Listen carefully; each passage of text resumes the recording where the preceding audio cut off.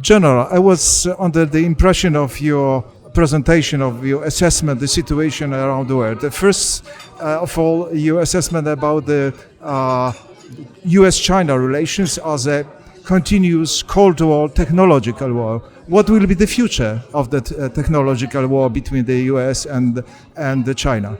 Well, I hope, frankly, that the U.S.-China relationship can evolve into one that is mutually beneficial rather than one that continues to be more competitive in its nature. Clearly, there is a degree of technology Cold War that has begun. There is an interruption of the World Wide Web access. There is concern about supply chains that are seeming to magnify. There is exclusion of certain communications producers from 5G network. All of this, again, is concerning. And again, I hope that we could reestablish the kind of trust and confidence that is necessary for this, again, to be a very mutually beneficial relationship. But I am not completely confident that that will be the case. There is no question, though, that the U.S.-China relationship is the most important in the world. It is one that matters far beyond just our two countries. It is one that I fervently hope will not develop into a true overall Cold War. And so it's very necessary that both countries have an understanding of the valid national interests of the other, that each understands the valid... So you are generally optimistic? Each has valid concerns about the other. I have always said that I am neither an optimist nor a pessimist. I am a realist, and the reality is that this is a very difficult situation, and each country, again, is going to have to engage in meaningful dialogue, first to resolve the easier of the trade disputes, then try to work through the remainder of those, but understand the national interests of each side and understand that there are certain practices that are of very legitimate concern to the United States.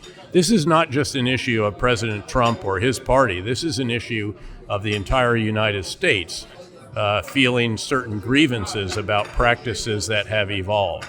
And I think those do need to be addressed seriously by our Chinese both partner and competitor, because they are both of these. This is not like the Cold War with the Soviet Union, where we had no economic interchange with each other. It was just purely strategic competition and military face-off.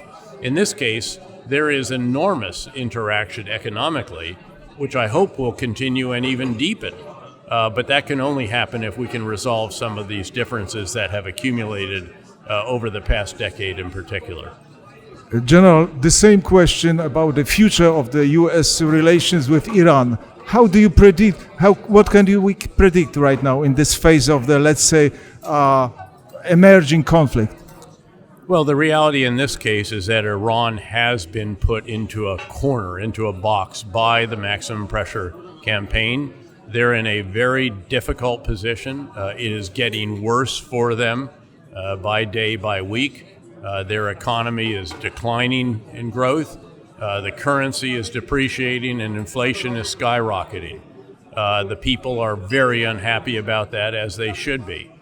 So again, though, I think that Iran and the U.S. will ultimately sit down. There almost was a bilateral meeting facilitated by President Macron and the UN General Assembly between President Trump and President Rouhani.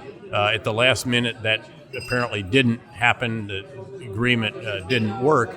But I think something along the lines of the 4 points that were agreed in advance of that meeting could be the basis of a return to negotiations, so that the issues that the president and the administration have about the nuclear agreement, and then also about the missile activities and the support for aggressive militias, destructive militias, that all of this can finally be addressed. The second stage, the second plan of the conflict, you have described it as a militia and revolutionary guard, as a also important player, but in the shadow.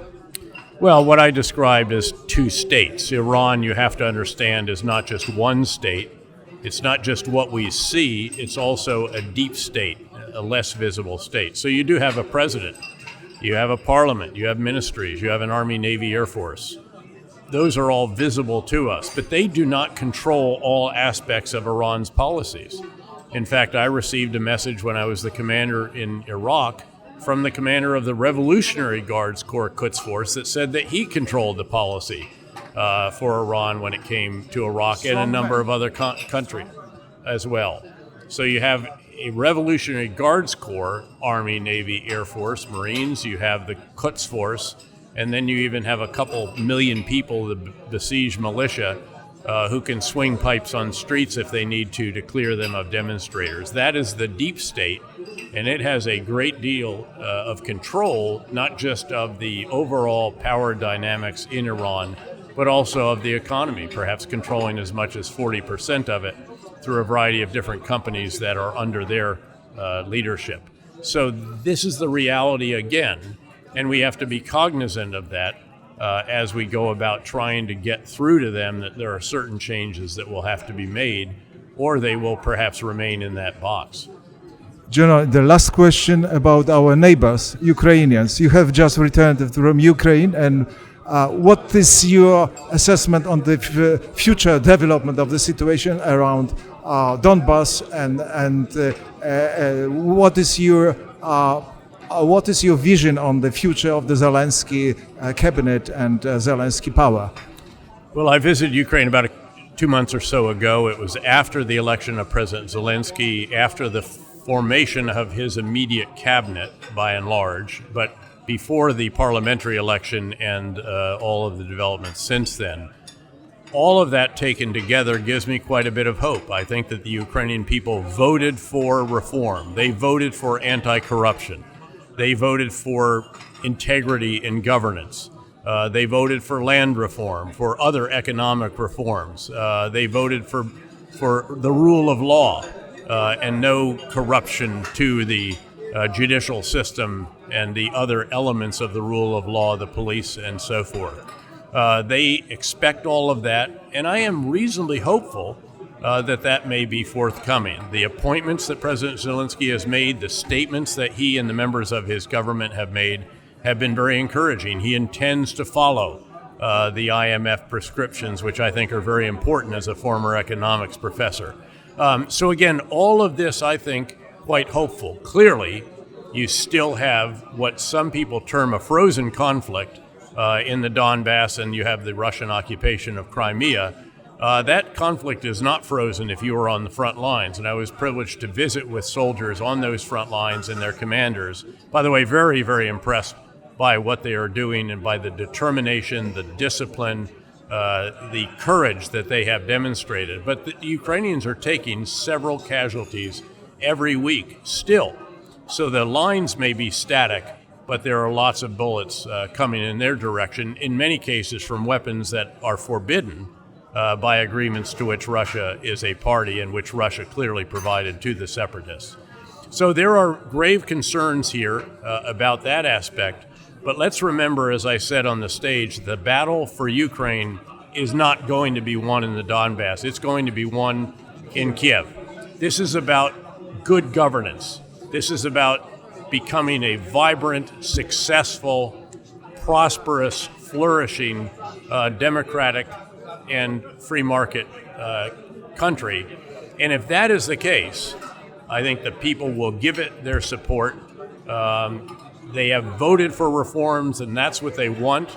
And then you can see Ukraine start to achieve the kind of economic development that they have seen in Poland, when at the beginning both were at roughly the same economic level, but now by far Poland has outstripped them because of better policies, better governance, better rule of law, less corruption, and all of the issues that have plagued Ukraine since its independence from when it was a Russian republic or a Soviet republic. Thank you very much, and we hope that they will succeed in those reforms. And so do I, and that is why it is very important to continue the assistance that we have provided. The release of the additional $400 million of U.S. security assistance is very important. The approval in the last 24 or 48 hours of a further sale of shoulder-launched anti-tank guided missiles by the administration and Congress in Washington is very important as well. So again, I'm quite quite hopeful about this, but realistic. Thank you very much, General. My pleasure. It was a great pleasure to talk to you. Thank you very much. My pleasure.